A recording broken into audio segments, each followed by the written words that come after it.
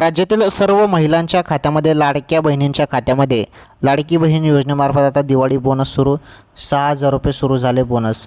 यामध्ये काय सत्यता आहे चला जाणून घेऊया. कारण सध्या सोशल मीडियावरती तुम्हाला एकच माहिती दिली जात आहे की लाडक्या बहिणींना 6,000 रुपये बोनस सुरू झालं. तर काय आहे यामध्ये सत्यता चला जाणून घेऊया.